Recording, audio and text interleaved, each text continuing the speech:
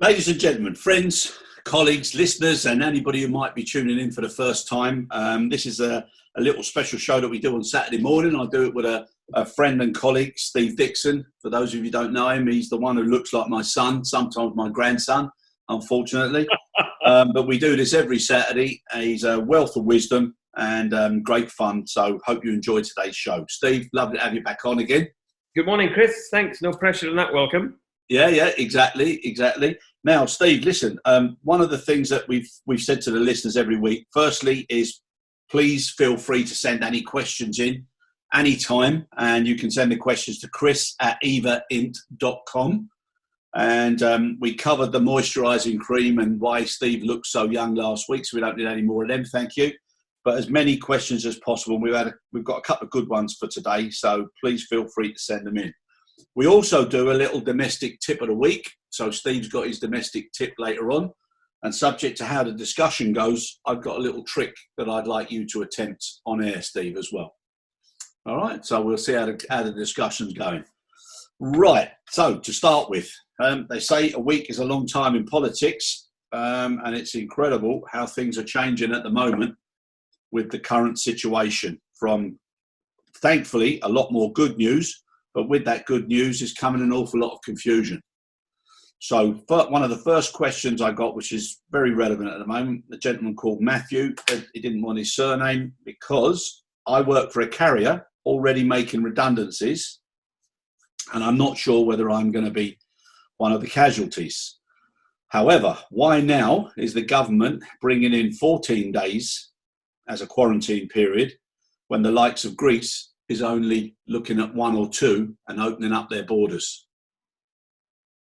I can't fathom this out myself, Chris. I was aghast at the announcement last night by the Home Secretary. I thought this was ill-judged and probably very poorly timed.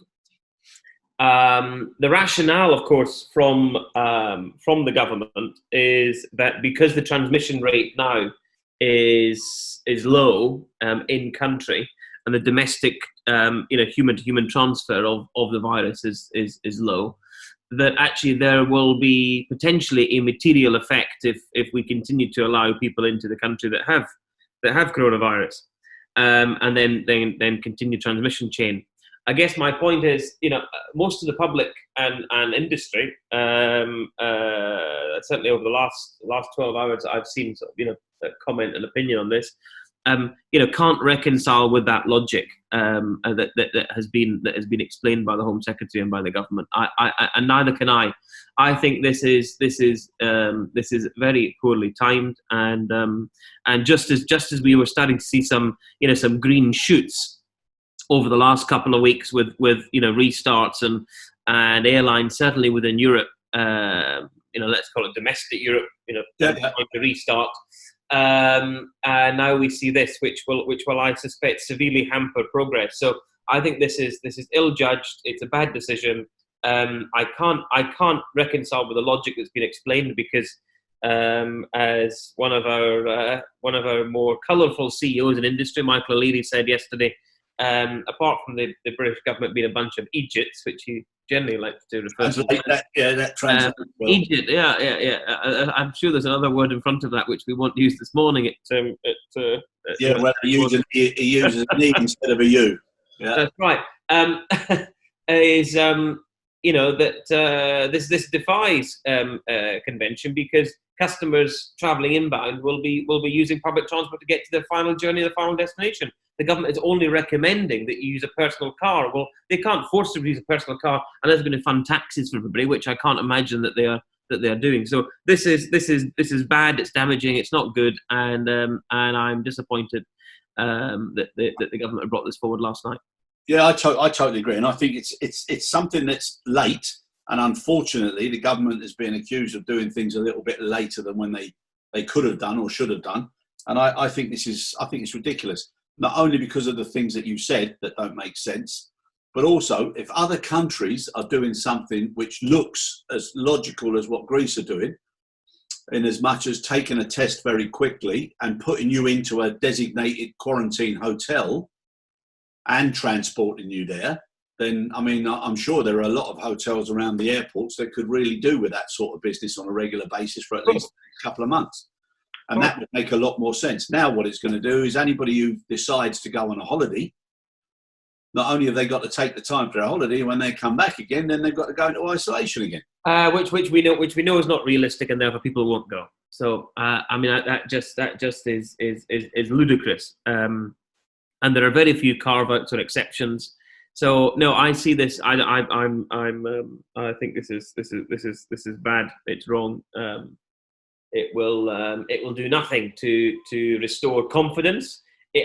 I'm not an epidemiologist or a medical scientist, as we say many weeks, but I am struggling to connect the legitimacy of their actions with the rest of the world. Now, we should always say, of course, just because one country does something doesn't mean that country is right or wrong. You know, one set of actions by a government or administration, isn't always, shouldn't be seen as the only way or the best way. So, Greece there may be something in that, but of course there are many other ways as well.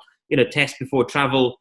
The antibody test I saw last night, and early this morning the news was out that the antibody tests are now available. Home testing kits for 40 quid if you're in the UK, I believe, and 3-hour results, which is the Roche test now, I believe. Yeah.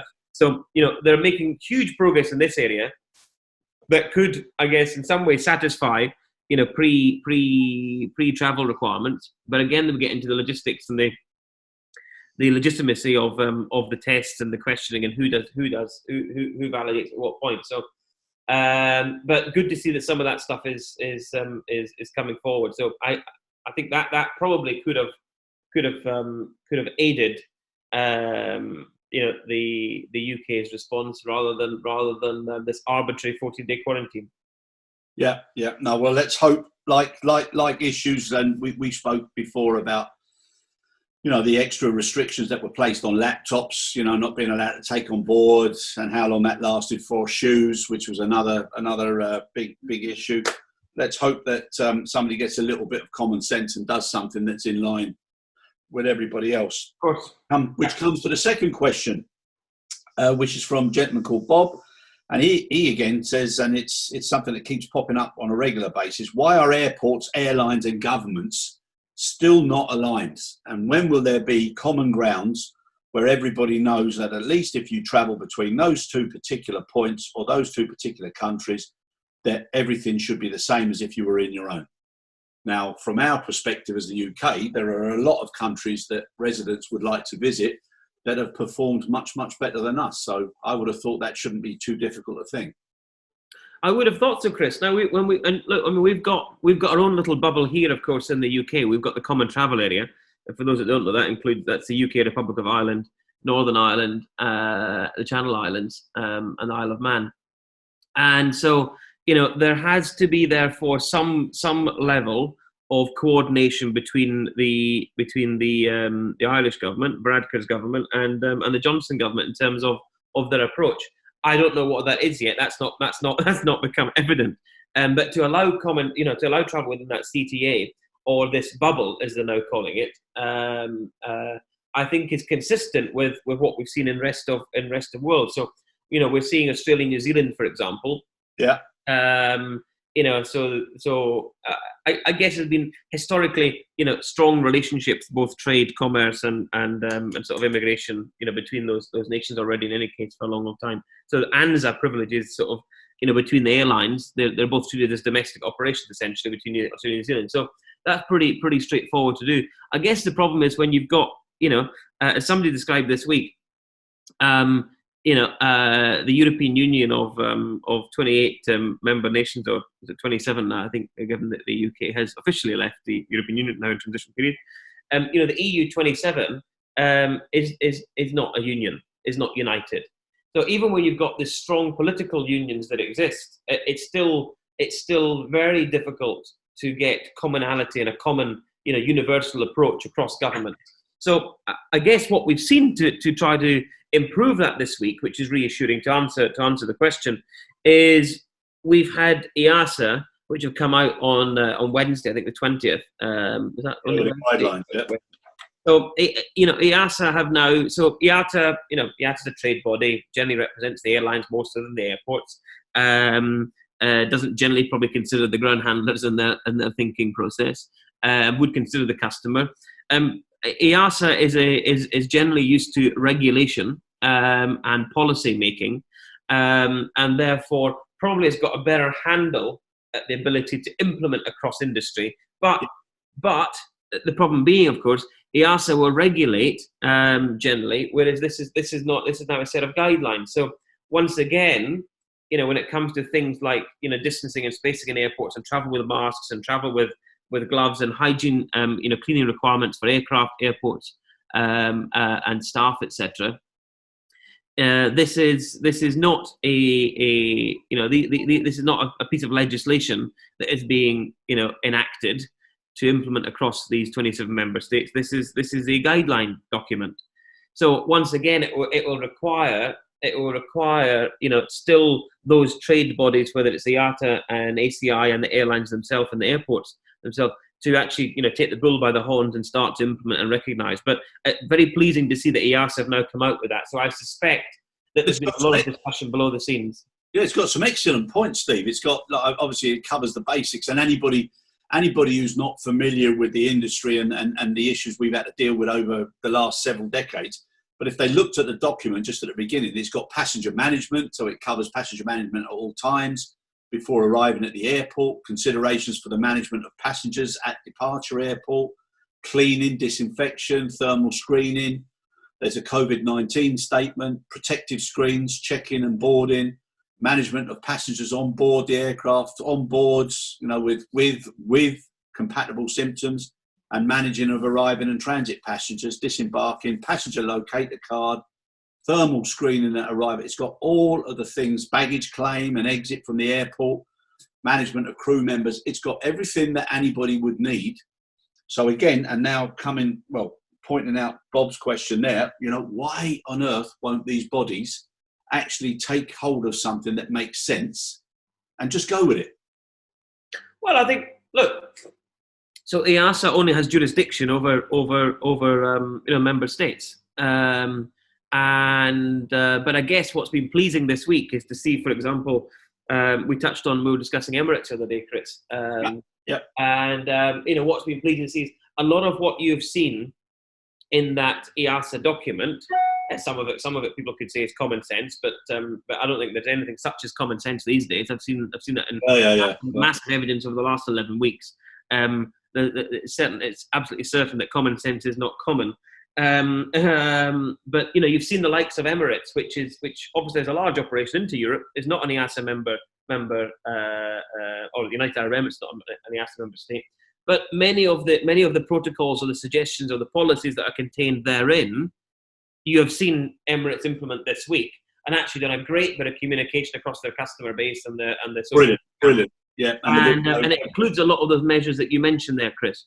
And that's pleasing to see, because that also means that we're starting to get some momentum and traction in adoption of what will become, I don't know whether it's best practice, but it's certainly a set of practices in response to this. So that's been quite good to see. I think it's fantastic. No, it's great. And like you said, we spoke about Emirates, and I had Henrik Ambach on during the week. And he also very, very positive. And I also touched on the point, the letter that they put out, to all of their staff about all the senior management taking various pay cuts from 100% down to 50%. But the workers, the ones that we all as ex-managers or current managers call, the most valuable asset, they didn't have to take any cut at all, which I thought was absolutely superb. Yeah, I think it was graduate. It was on a scale, wasn't it? It was dependent on the grade within the. Yeah, so they did well. Now, I had one more tongue-in-cheek comment during the week about whether or not they thought you were a pilot for Wizz Air, but I told them no. I said you just always are positive about positive entities and companies. But putting Wizz Air aside, who have done a fantastic job, some of the things that have come out now this week, which is where I'm getting a real buzz from, is how positive people are now becoming, and how positive they are with accepting and working with, not around, but working with the guidelines and the challenges so that they become enablers now of business coming back to whatever the new normal is going to settle down to. Iberia sent out a great letter, and I read it, and it just made me smile at the end. It covered everything, and it said, now is the time that we have to address these things, etc. This is what we're going to do. Very transparent. I thought that was very good. And also Cebu Pacific have come out with a great video, Steve. I know you've watched it a few times. Yes, I'm a big fan of Cebu Pacific. Cebu are very well connected into their via social media to their sort of young demographic of traveller. Yeah. However, this goes a step beyond that. It's I think they did a great job in pushing home the message and actually trying to restore some of that confidence in the Philippines market. So no, hats off to Cebu. I think that was good. But we're seeing a few different ways of communicating. Some very much below the line messaging, and some very overtly above the line. And of course, as I was saying to somebody yesterday, this restoration of confidence is what this stage is about. This is the stage that we're at in terms of the recovery, is to restore consumer confidence such that they will execute a sale. And different measures will take different measures, being applied by different airlines will have different effects on different groups of people. So, the regular travellers, actually, I'm ready to go. I could fly tomorrow without controls or much in the way of sanitization measures that make me feel confident. I fly so much that I get sick regularly in airplanes probably anyway, so it doesn't really bother me in slightest. Steve, you're not doing much to instill confidence there, mate. Now let's take a few steps back. You would love to travel again because you love to travel. But Chris, my point is, but there are those that are very confident about travel, that travel on 2, 3, 4 flights a week. That's my point. Yeah. I would travel tomorrow again without all those measures having to be in place.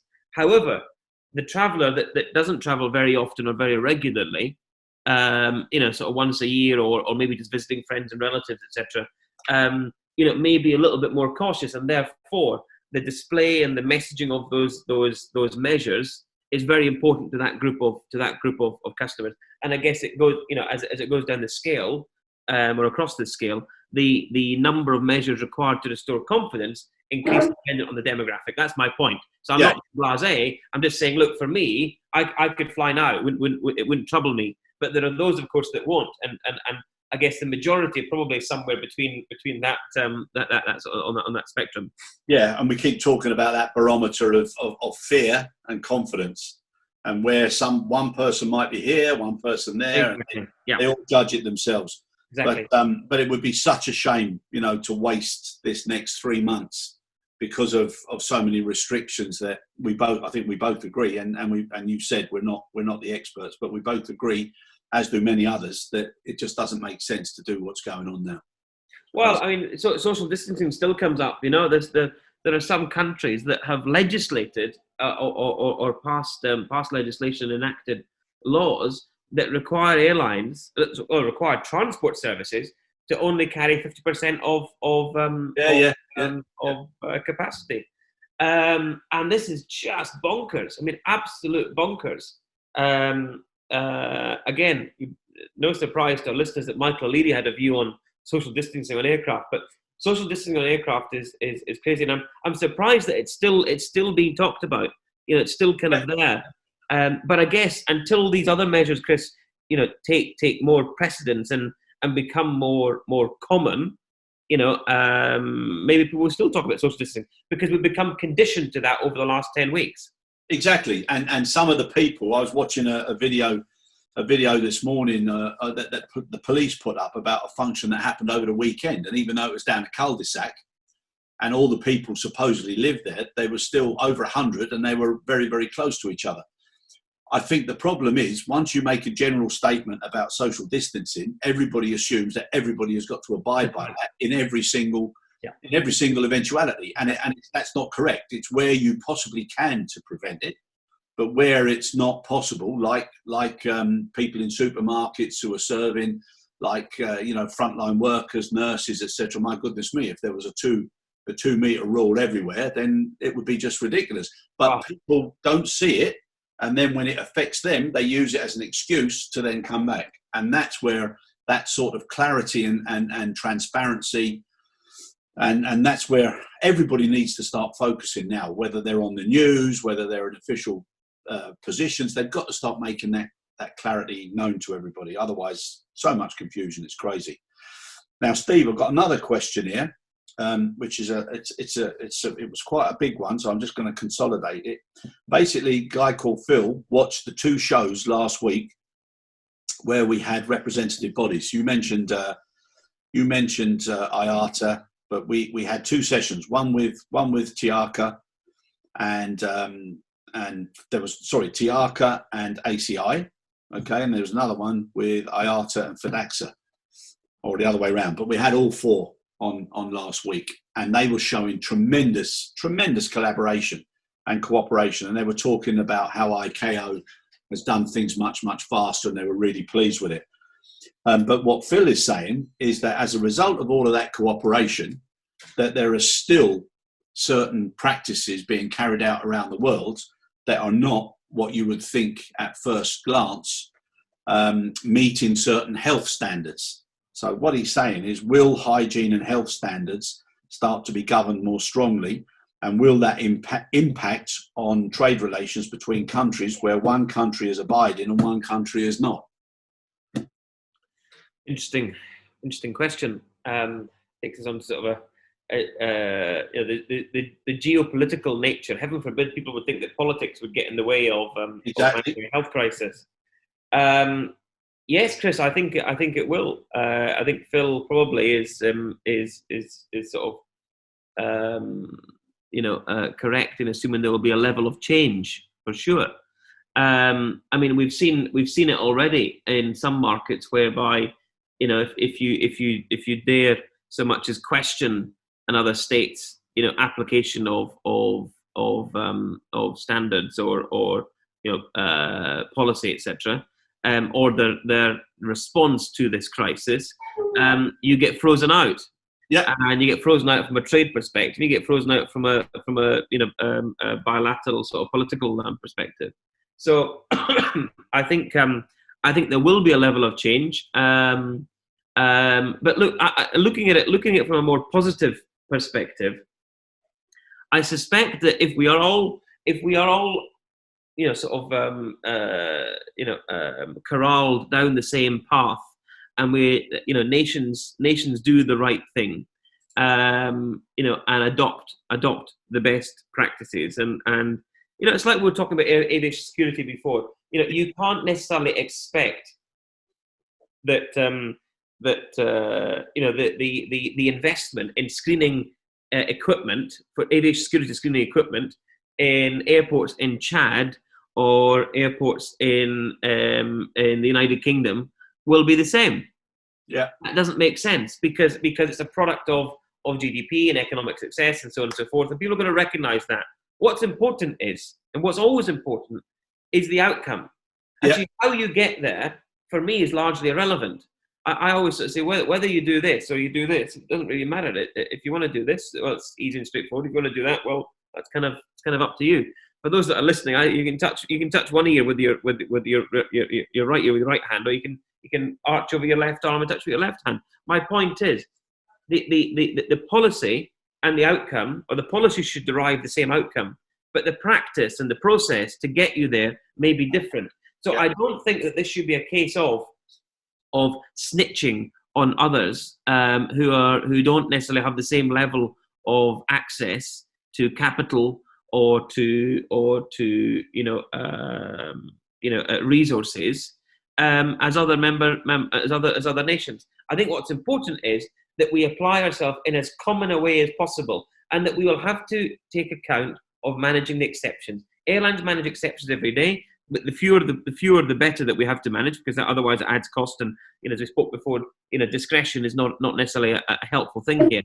But exactly. But I think overall, Chris, yes, there may be some change at a geopolitical macro level. That's not for us to discuss. That'll be for folks in central government to handle. But from an industry perspective, I think it's important about agreeing the outcomes. I wouldn't get too kind of hot and bothered about how one achieves it. There may be multiple ways of achieving it, and if standard A, for example, if you don't have EDS capability on your X-ray, then you've got to go into next layer down. You've got to do swabs, and you've got to do X, Y, Z. And so I think there will be control measures that will be, if you can do this, well, that's one measure. If you can't do that, then there's additional 2. If you can't do those 2, there's additional 3, etc., etc. That's what I would like to see, that people come together and form. Yeah. And one good line that was in the Iberia correspondence, it just said, health also takes on a wider meaning. And it's now about hygiene, disinfection, information, and they use the word flexibility and technology. And it makes a lot of sense what they're doing now. So all the things that they've done, I think, is great. But what you're saying there is about the flexibility or agility to get to the end goal, but sometimes by doing things a little bit differently. So I appreciate that.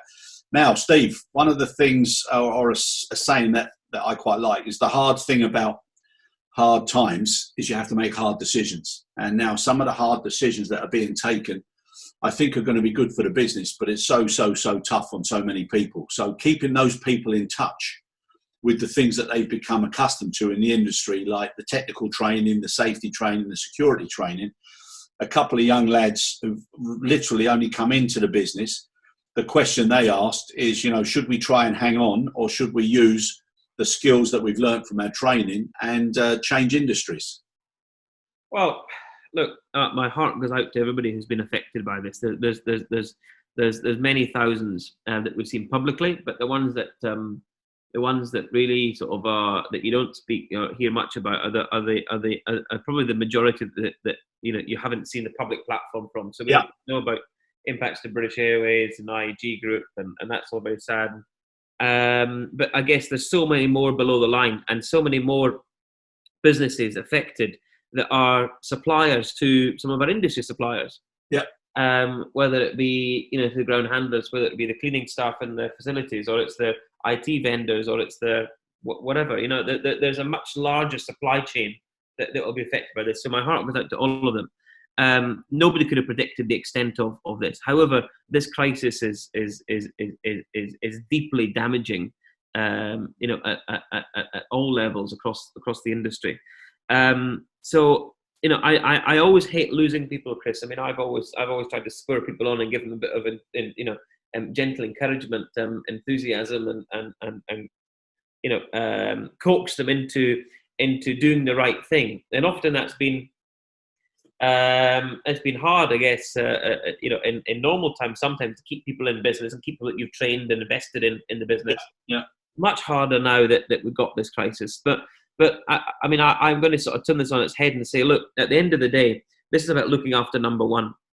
And in times like this, as much as we would like to retain, and it's necessary for our industry to retain those skills and those assets of those people in our industry, sometimes you just have to accept that you've got to do what's right for yourself. So to those people that have been affected by this, if you can turn your hand to something else, and if aviation is a passion, then let's make no mistake, this business will return. And when it returns, we will need people like them again.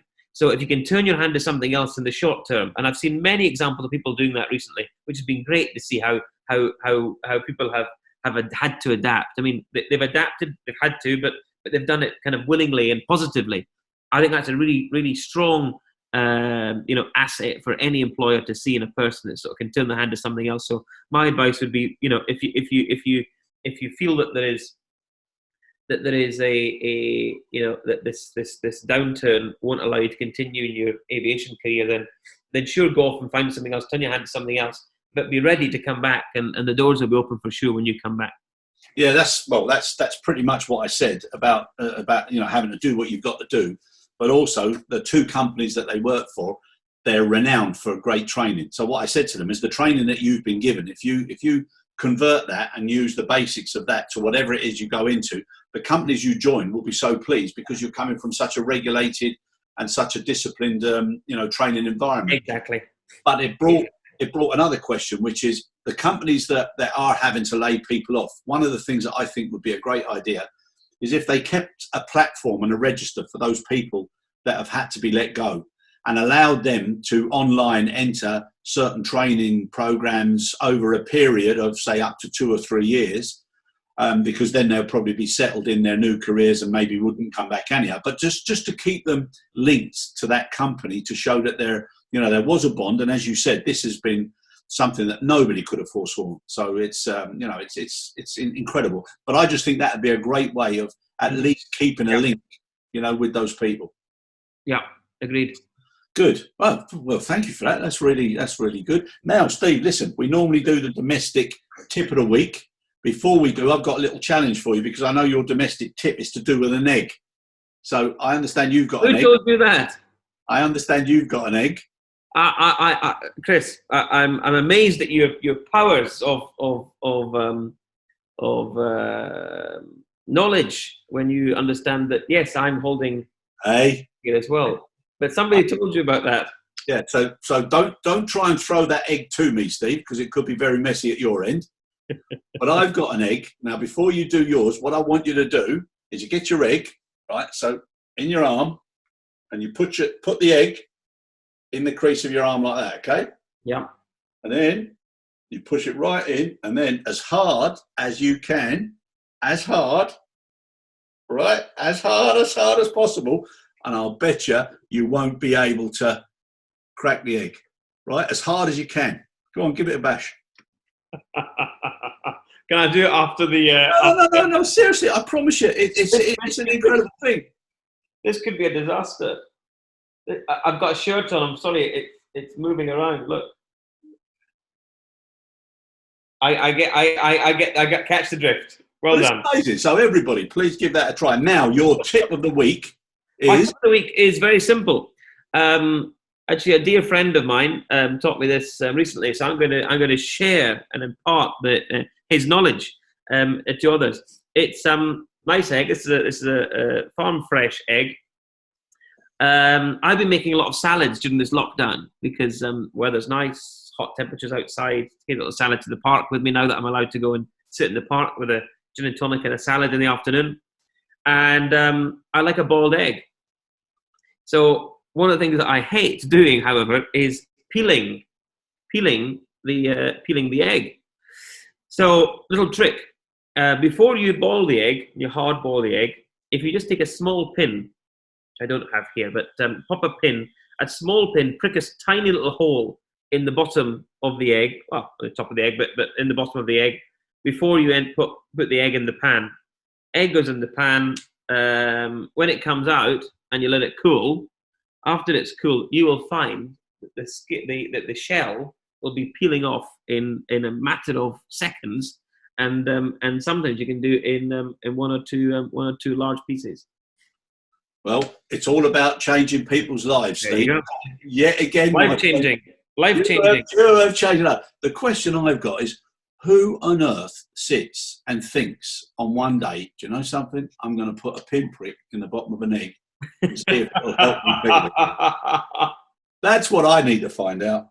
Anyhow, Steve, listen, as always, thanks again. Thanks a lot. Cheers, Chris. Have a great week. Things happening every week. And again, anybody want to send us any questions that we can add to our normal conversation, please do, and send them to Chris at evaint.com.